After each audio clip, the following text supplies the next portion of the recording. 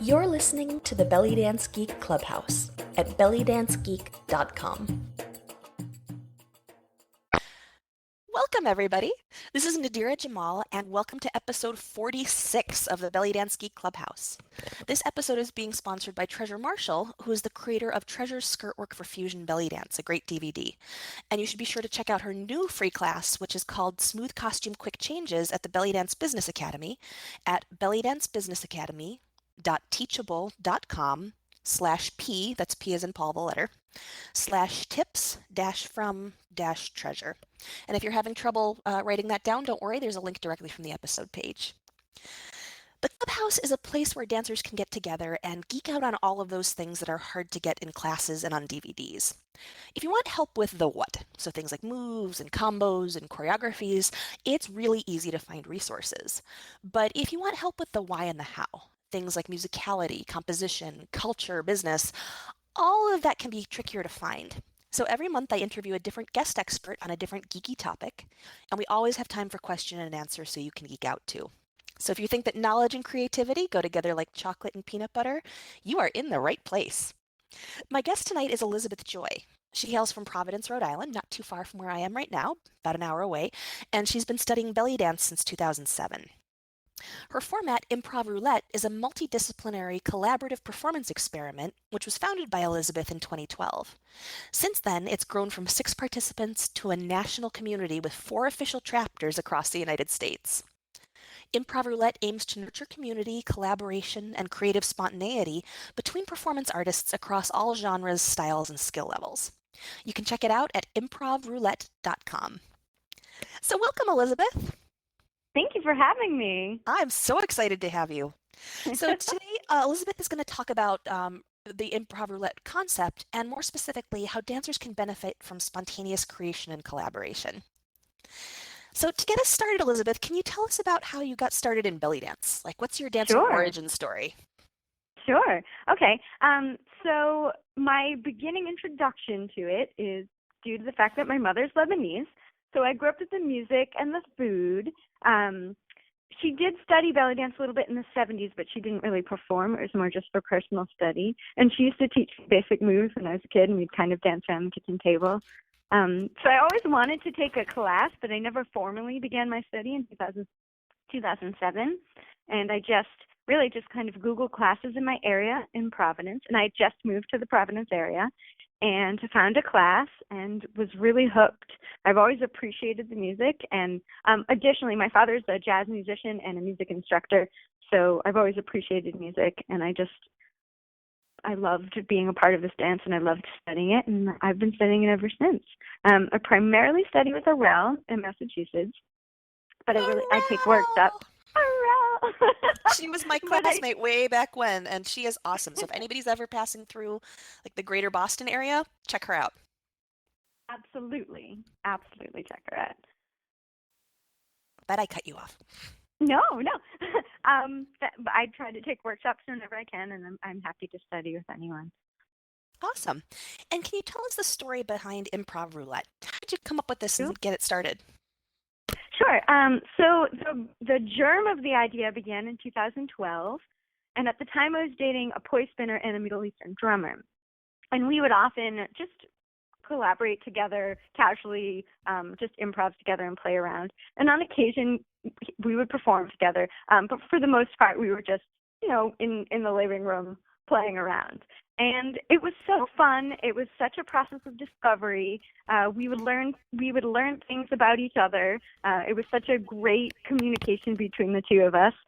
And we realized we had so many friends from so many different performance genres, so singers, dancers, acrobats. I thought it'd be really fun to get everyone together and just see what happens. So that fall, I ended up renting out a dance studio. Well, actually, it was a yoga studio. And I invited everyone, so everyone I know. And only 6 people showed up. But we had so much fun. I think I laughed until I was crying. It was complete ridiculousness. It was so enjoyable. I think that time we had 3 different types of dancers and a hooper, and then the poi artist and an improv actor. And when it was over, we all decided we really wanted to do it again. So from there, I decided I was going to do this at least once every quarter, and I've been renting out a studio space and making it happen ever since. Awesome. So can you tell us more about what Improv Roulette is and how it works? Sure. So as you mentioned in your intro, it's a multidisciplinary collaborative performance experiment, which is a mouthful, I know, but I think it kind of really sums up what we're trying to do with this. So multidisciplinary, it's people from any performance genre, any skill level. So you could be a beginner, you could be a professional performer, any age group, any inspiration, anything. It's very casual. So no one wears costumes. You can wear whatever you'd wear to your normal practice. And there's no prior preparation time. So people show up, and then I kind of facilitate these situations that they're in, and they don't have time to communicate ahead of time what they're going to do. Just whatever comes out, comes out. And I purposefully make sure that's a safe environment and not a formal performance space. So I like to say, no spectators, only victims. So if you show up, you have to participate. Mm-hmm. So tell us. Oh, sorry, go ahead. Go ahead. No, go ahead. So I was going to ask you, how does the format work? What's the structure of a session? Okay. So it's different every time. So I have a format, and basically what I do is we start out all together. We do a warm-up together, keeping in mind that all of the performers might have different warm-up needs because they're coming from different movement vocabularies. After that, we all do a piece together, which is total chaos, but it really breaks the ice. Everyone feels comfortable. Right. And from there, we move on to a round duet. And the way that it works is I basically just pull the names of two participants. They could be two people who have never worked together before or have never even met before. And they're put in a situation where now they're going to collaborate on the spot. And it's very interesting to see how they interact and what they make without prior communication about what they're going to do. So there's often a prop element. It's not mandatory. And it could be a traditional prop, let's say in the genre of belly dance. Could be a veil, could be a cane, or it could be a very untraditional prop, like a pogo stick. I think we've used a traffic cone before, or a cardboard box. So really anything. And the people approaching that, maybe they've studied, let's say someone studied Turkish dance for 25 years. When they get up there and they're put in a situation, that's not necessarily what's going to come out. There's no restriction on their movement. So it's just an opportunity to explore. Mm-hmm. And how do you find the prompts that lead to each duet?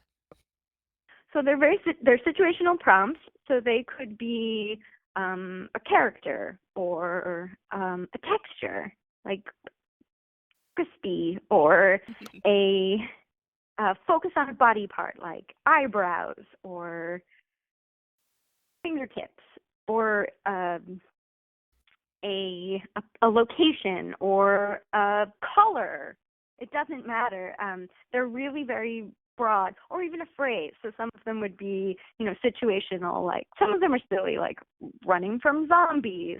So they're really all over the place, and people don't have the opportunity to talk about what they're going to do ahead of time. They just jump in. So one person might interpret it one way, and then another person might take it in another direction. So it's very interesting to see how it develops. Mm-hmm. And what's the experience like for participants? What have they said about what that's like for them? So it's always different every time. So you really don't know what you're going to get into. It's only as good as the enthusiasm of the participants. So if they're willing to let go and experiment, it's going to be a much more rewarding experience, right? And you can see how people kind of are nervous at first if they've not been there, and then they really loosen up as it goes on. It's a really good community feeling because everyone's really rooting for you to succeed, and it's because everyone's in the same situation. So everybody wants to succeed. And it's really, the more you're willing to risk and put yourself out there, I think the greater the reward is. All right.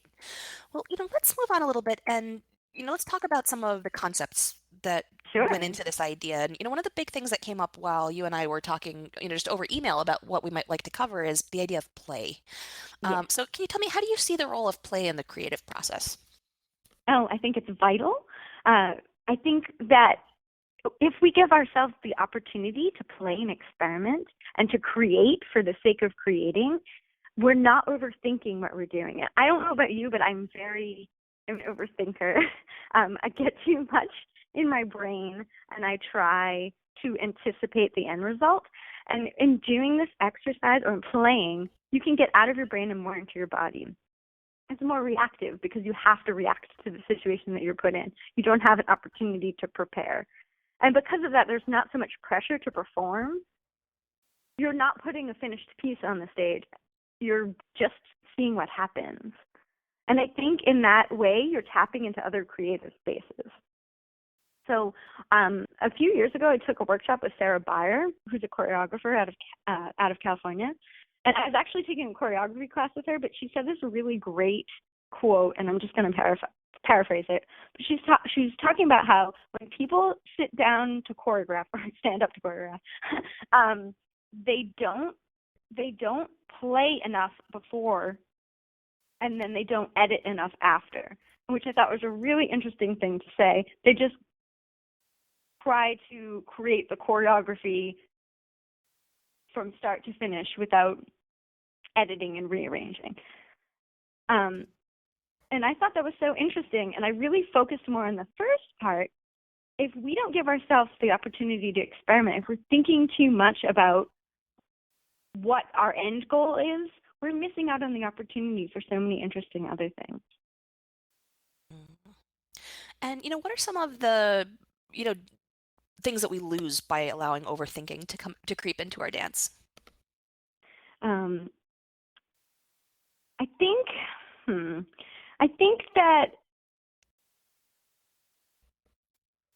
that we lose the opportunity to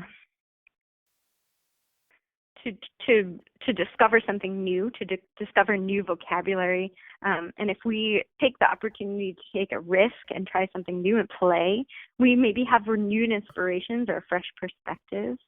And I was talking to Maheen from Phoenix, from She's Got Hips, and we Skype once a month, and we were talking about this great article that we read about creating things that are unrelated to your body of work.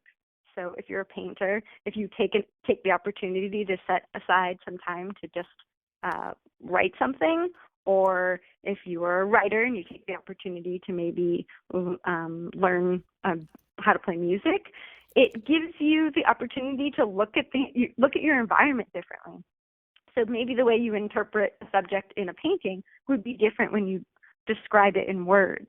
And that might lead to new concepts, to new work even, or a fresh way of looking at things. And if you don't take the opportunity to experiment, you miss out on all that new input. Mm-hmm. It also sounds to me like we just plain will enjoy our dancing more when we're not in that editing while creating space. That's very true. Yeah. Yeah. Right. That's one of the reasons why we dance, is because it's an enjoyable activity. If we're thinking too much about the end product, we miss out on that joy. So, given how important play is, why do you think so few of us, really make time for that in our dance lives? I think a lot of it is because we have this pressure. If we're studying dance seriously, we have set this end goal. Even if we're studying it casually, we set this end goal for ourselves, and we're treating our study in a linear line. First we learn this, then we learn this, then we learn this. And I think there's a fear to take risks off of that, and it is risky to put yourself in a situation where you don't know what's going to happen, or you might present something and you feel a little silly. And to give ourselves the opportunity to do that is very valuable. Now, you've brought up risks several times. What do you see as the value in taking risks for dancers in particular? I think that when you put yourself out there, you learn more about what you didn't know you already knew. So when you don't have that, when you're not immediately picking out from a basket of vocabulary, you just see what comes out of your body. To take a risk is the ability to give that reward. Mm-hmm. And what are some ways that we can bring more play into our personal practice? Okay, so for personal practice, you could set something up like you could do like a Mad Libs improv. So you could set your entire iTunes playlist on shuffle, and maybe don't skip a song, and just see whatever comes up. And maybe dance to a minimum of 3 songs. And for one, you can pick a shape. And for the next one, maybe you could pick a literary character. And for the next one, you could pick an element from the periodic table. And just don't overthink it, and maybe don't even think about it at all, and just see what happens. And then after you do this, you could record your feelings and your ideas or your inspirations, and I guarantee you'll feel something after that. And the next day, maybe do it again and pick a different texture or a color or a body part and see what happens, and record your feelings or your ideas or your inspirations from there. Cool. And, if we want to bring play into classes as teachers or into our performances or into the troupes that we dance with, are there any ways that we can do that too? So maybe you could set up a similar activity like that with students. So you could set up a situation where you pick a body part and you dance the entire song. Everyone in the class dances the entire song focusing on that body part. And maybe you can even go through a choreography you already have, but reinterpret it focusing only on that body part. Or you could set up rules where you have to dance a song, and instead of just focusing on that body part, you can only use that body part. So at Improv Roulette before, I've done a piece where I sat down and I only used from my waist down. Or I've seen other people do a piece where they're only focusing on their elbows and how they can make shapes with their elbows, or how they can take up space with their elbows. Or you could pick a shape, and everyone in the class could exhaust every possible option for using that shape. So let's say a square. So the obvious options would be, you could do squares with your chest. You could do isolations with your hips. You can move that in a horizontal way or a vertical way. Or you could make boxes with your hands. But then after people stop thinking of the obvious things, then things might get a little weird, right? So they could think to go big, and they could use their whole body.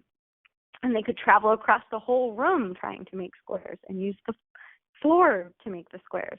Or they could go really small, and they could think about making movement a square with their nose and just moving their nose. And I think in doing those activities and thinking past the obvious movements, it might be a reminder to use your space more creatively in a finished piece, or it might be a reminder to focus on your facial expressions. That sounds really fun. It is fun. All right.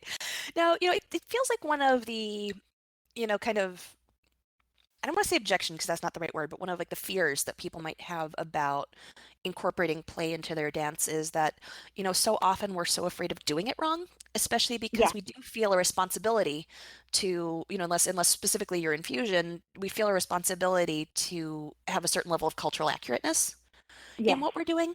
How do you see us finding, the happy balance where we can incorporate play but still be responsible performers? That's a great question. I think that in a lot of these activities, they're not necessarily meant to go directly onto the stage. But I think in experimenting and in playing, we can remind ourselves of using the space or using our face, or in these activities, practice the way that we're interacting with our audience. Or in doing these, it's giving us the opportunity to figure out what we would do if something goes wrong in a performance. right? So if there is a costume mishap or a prop mishap, it's a good way of gauging your reaction and how you're going to take that opportunity and kind of shift focus and have the best outcome. And, one thing that keeps coming to mind is, way back in the day, I used to do improv comedy. And one of the big things that was the very first test at my first audition before I even took any classes. I joined a group before I took any classes. It was kind of backwards. It was in college, right? And so the very first thing at the first audition was an exercise where you had to say yes and then run with whatever the person gave you. Yes. Instead of saying, no, that's not a good idea, let's do something else. And the Yes. whole point was to train yourself to accept whatever idea you have and run with it and keep it going. And that's been a big piece that's made me more comfortable with improv, is because often, when we're improvising and ideas are coming, we spend time saying, no, not that one, yes, this one, no, not that one, yes, this one. And that cuts us off from the music and the audience and our experience. And it also makes us late, right? Even if you say yes to a good idea, by the time you've judged it, it's too late to do it. Yes. And so, everything that I am hearing in all of these things that you're saying is I'm just picturing people saying, yes, yes, yes, let's do this square. Let's do this square. Let's see where it goes. And when I see dancers doing that in performance, it's so much more embodied and connected. And exciting, because it's something interesting and new. It's not the most immediate expected thing. Mm-hmm. Awesome. Well, I'd like to move on to, this idea of collaboration. I know that that was really coming from the seeds of the idea. So can you tell us why collaboration is so important to Improv Roulette? Sure. So collaboration is really the backbone of Improv Roulette. If you do that practice and exercise we were talking about earlier, you're definitely going to learn something about yourself and your own vocabulary. But I think in watching others, especially watching other genres of performers, you're going to learn something even more. You're also going to get the energy of the audience without having to put that formal piece on stage. So there are people there watching you, observing you, reacting to what you're doing, without the expectation that you're presenting this traditional piece within the specific context. And there's energy in that feedback, and what you're going to put out is going to kind of adjust to how they're reacting or responding. I think it's so interesting because if you're, let's say you're watching a hula hooper. Well, that hula hooper, let's say they've trained as a hula hooper for many years. They kind of know what to do with the hula hoop. But if you then pick up that hula hoop, let's say you've never picked one up before, you're going to approach it in a completely different way. And that's going to give that hooper who's maybe studied it for 10 years the opportunity to learn something new about the prop that they've been using for years.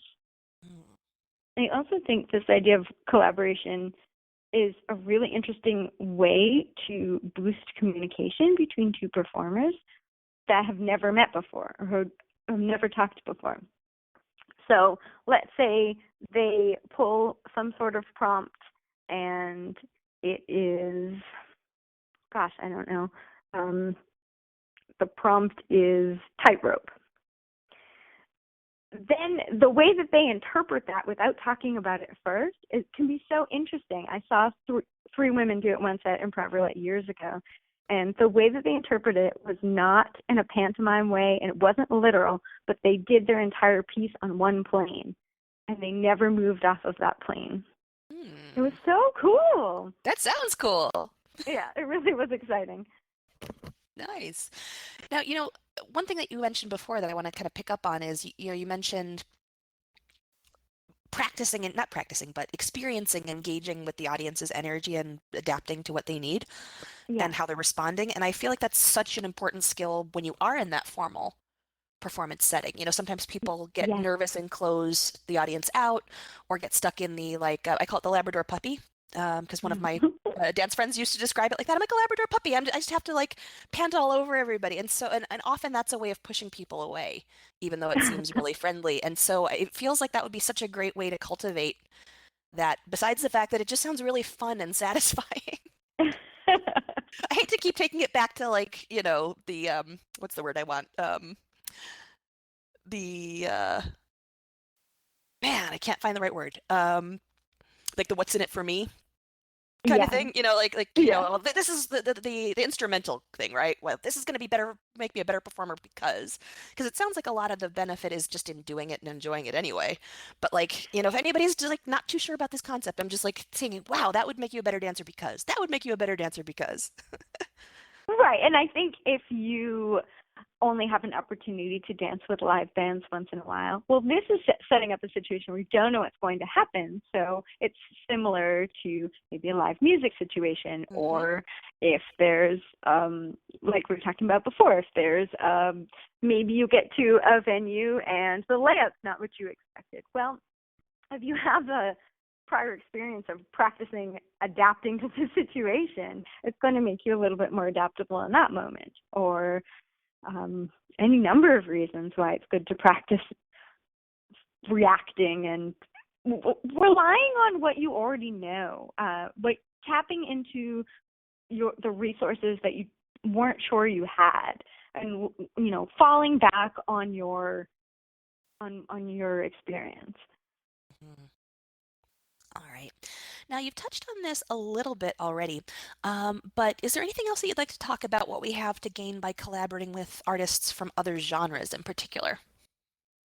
So I think in watching other performers, you will learn something about yourself, and you learn something about maybe the way that they move that might be different than the way that they move, or a creative way that they interpret something.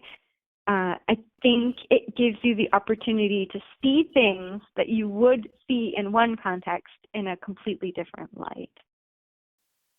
Mhm. And, how can just an aspect of community be important to artists as well?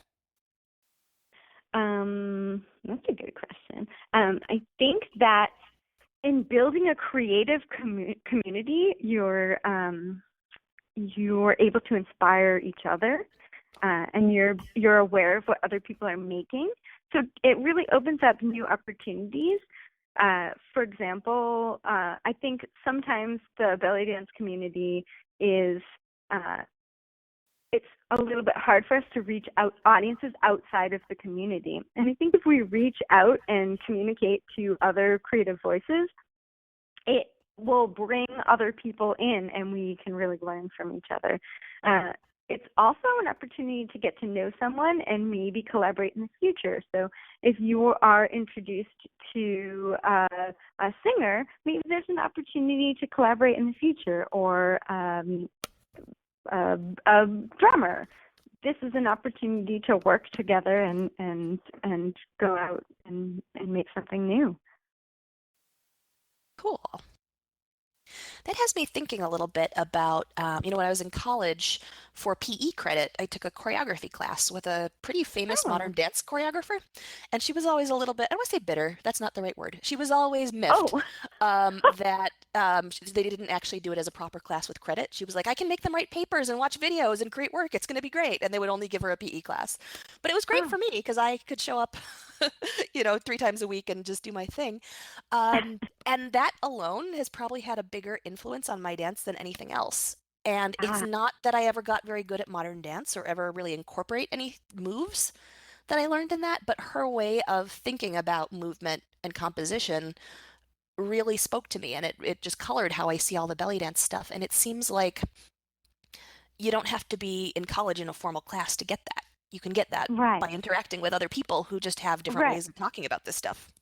Exactly. A different way of seeing it, and a new way to kickstart an idea that could become a new choreography or a new collaboration, or um, a new way of looking at how to use space, a new way of looking at a particular range of motion, or a new way of looking at how to frame your body with your arms. It's all this new input, all this new inspiration, and then you take that and reinterpret it with your own movement vocabulary, and something new happens.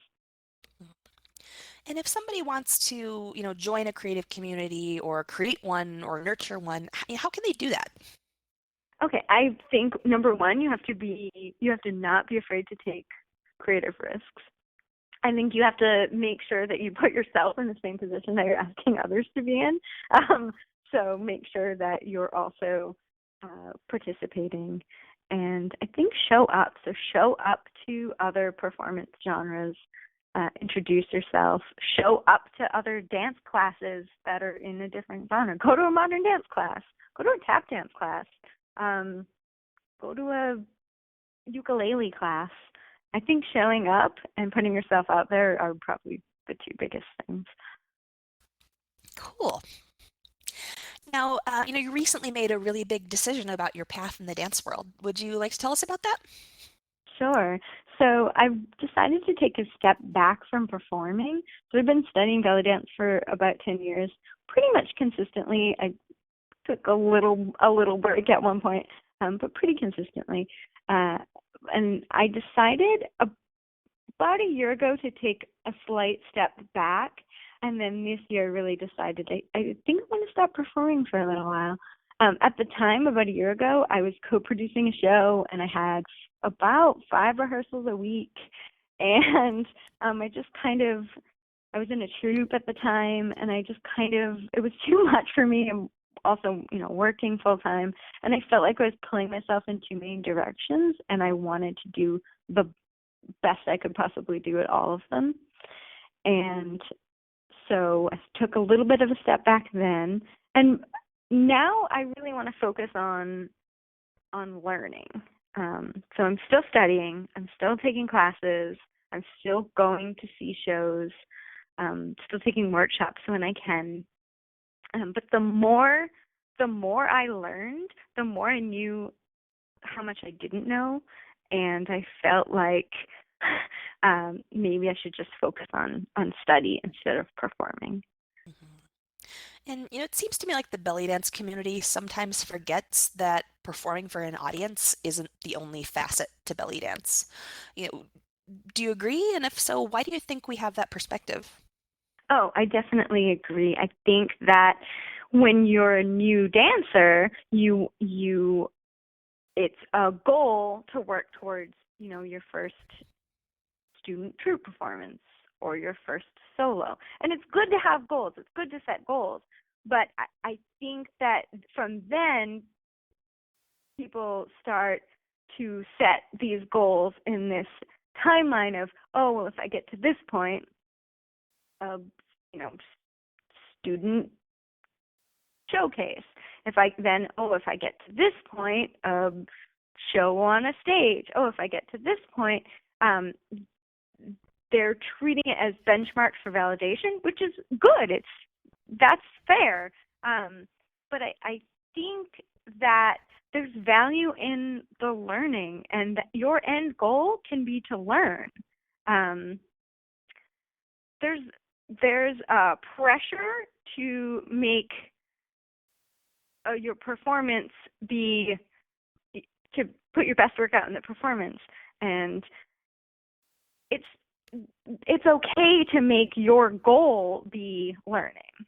And I think also I was putting a lot of pressure on myself, and if it was a new audience that's maybe never seen belly dance, I would think to myself, okay, I have to convey everything I know and respect about this dance in this 10-minute set, and I would really put a lot of pressure on myself, and I think I want to focus on learning. And also, I had said before, my mother's 100% Lebanese, but I'm third generation American, and so one of the reasons why I started studying dance was to be closer to the culture, and I think there are other ways of achieving that goal, and studying in other ways and not just trying to perform. There's so much useful stuff in what you just said.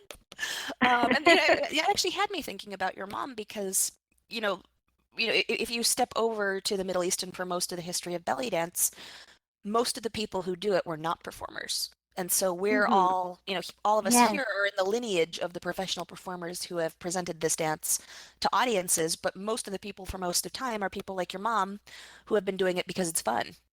Yes. Yes. And I feel like that's definitely a piece that's often missing in our communities is just showing up to do it is fun, and not everything has to be in sparkles on a stage in front of people. Exactly. And there's value in that as well. There's value in the learning. Absolutely. So you've mentioned your reasons, and wanting to step back and learn. Are there any other reasons why performers might choose to stop performing, whether it's temporarily or permanently, without quitting dancing entirely? Yeah, I think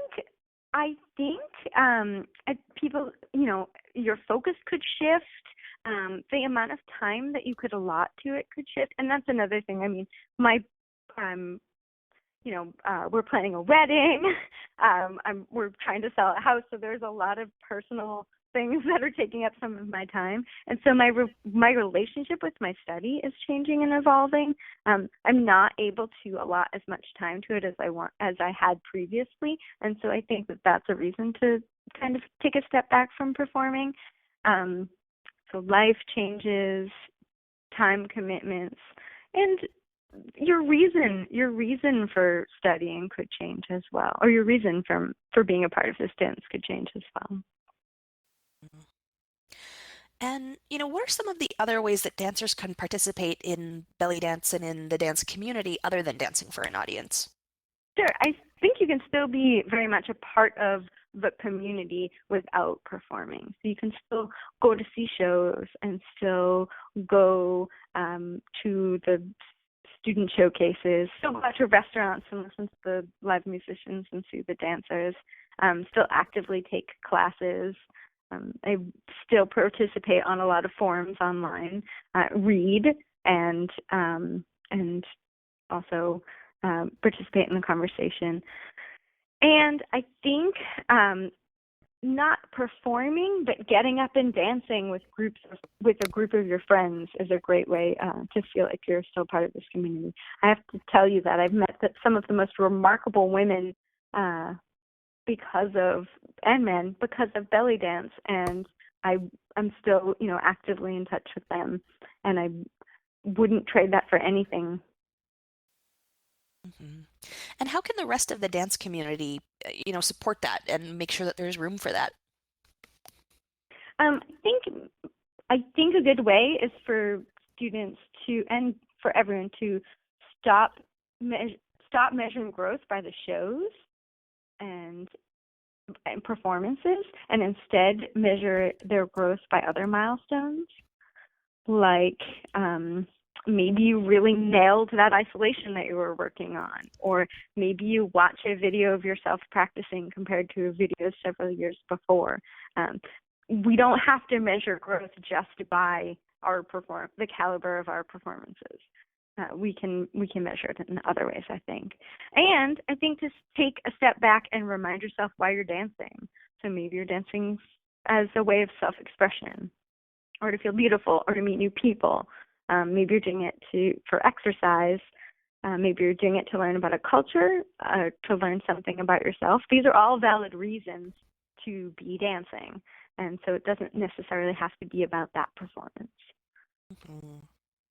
Now, one thing that I know is the norm, here in New England, but I hear is not so common elsewhere, is that, sometimes when we have, a community organized show like a hafla or something like that, Yeah. where we have a series of performances, here in our area, it's normal for there to be some open dance time, right? Where the music Oh, is playing, whether it's a live band or not, and everybody just kind of gets up and dance. And I hear in a lot of places that doesn't happen, but that seems like that would be a really crucial opportunity for, like you said, just get up with people and dance. yes. Yeah, I'm sorry to hear that's not a part of some haflas in other parts of the country, because it is very enjoyable. That's when you really feel like you're part of this community. Everyone is casually dancing. Yeah, that is. I'm still very much doing that, and I very much love that experience. So it sounds like that's something that event hosts in particular can do, is just, even if it's just, 10 minutes halfway through the set, that's a big deal. Yeah.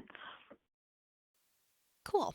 And I'm also thinking about, the role of teachers in this. And I know that, I don't want to say pushed students, that's not the right word, but I've really Mm. tried to make students understand that, for all of them, performing is a possibility, regardless. I mean, not necessarily going pro in a lot of cases, just because of, the pro community is not always professional showbiz is not the most welcoming place. And so depending on, Right. your circumstances and your goals and yada, yada, yada, that's not for everybody. But I've really tried to make it clear to all of my students that, if you want to perform in a community capacity, that is absolutely a thing for you. And I think occasionally I've pushed people a little too hard when that wasn't a priority for them, because that part wasn't clear. So, do you have any tips for teachers on how to encourage their students without giving them the message that performance is the be all and end all?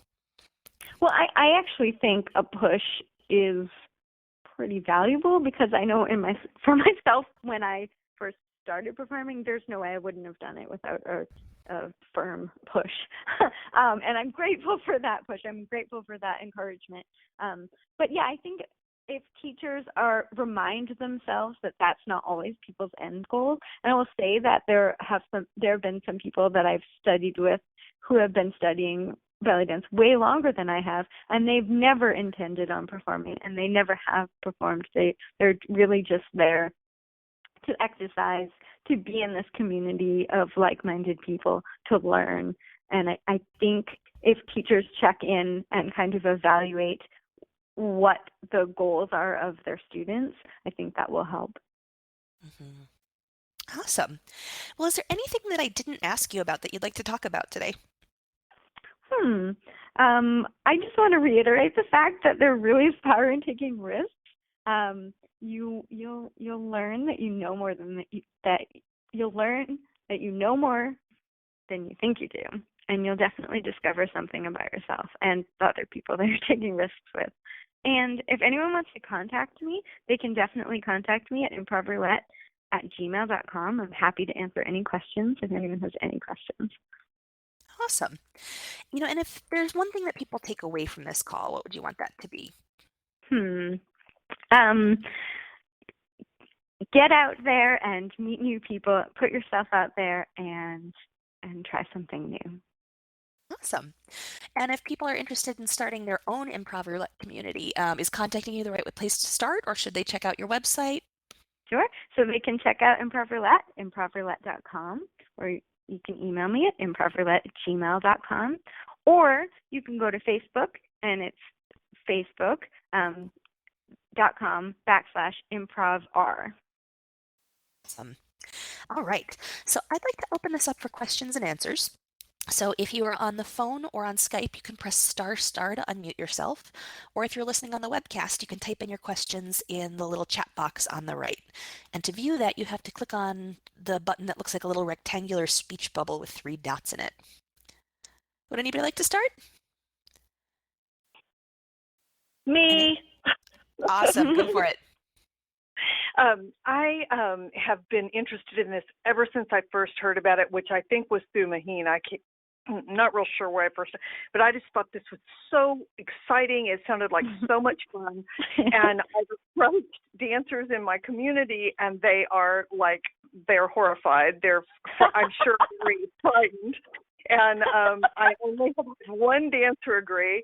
I haven't even thought about trying to approach like other genres, like musicians. Or how do you convince people this would be such a blast? How do you get them to, because I don't mind talking to people, but they look at me like I'm nuts. So how do you convince people that this would be a fun thing? Okay, that's a great question. So first, I just want you to know I have a lot of resources for you. So if you are interested in setting up a chapter in your area, please email me, because we can talk about that. I have a set format and really a lot of resources to convince people to do it. I think you have to be persistent. But once people have come once, I think that they realize that it's a very valuable experience, and they're willing to come again. Once they're there, they're going to give firsthand testimonials, and I think that that's the real value. That's really where you're going to get people in. If people go to it and say, sure, I was scared, but it was worth it, I think they're going to bring in more people. And it's a really word of mouth and firsthand testimonials that are going to get more people to come back. Gotcha. One other question. Because you're working with other genres like actors and just outside of the dance community, do you always play music? Is that like always a part of it? That's a great question. So if I have live musicians, they're providing the music. If I have somebody who wants to perform with no music, that works as well. If somebody wants to use a prop to make a sound, that works as well. If somebody's singing, that's what they do as well. So no, it's not always pre-recorded music. It could be a soundscape that we create together. It could be the live musicians. It could be no sound at all. That's a great question. Okay, great. Thank you so much. I definitely will be contacting you. Nadira, tell me how to mute myself.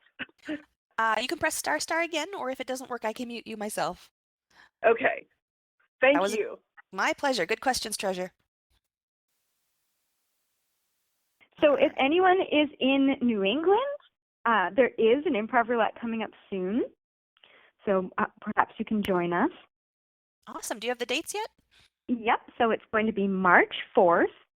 Nice. It's at Arel Studio, so that's Ancient Art Studios at 590 Berkeley Street in Berkeley, Massachusetts. And it's running from 1 to 4. It costs $10 to participate, just to help me cover the studio rent. And like I said before, if you show up, you have to participate. So no spectators, victims only.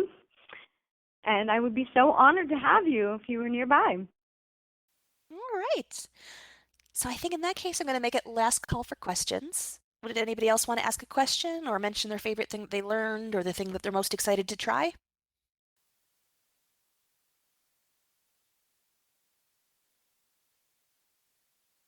All right, then I think we will call it a night.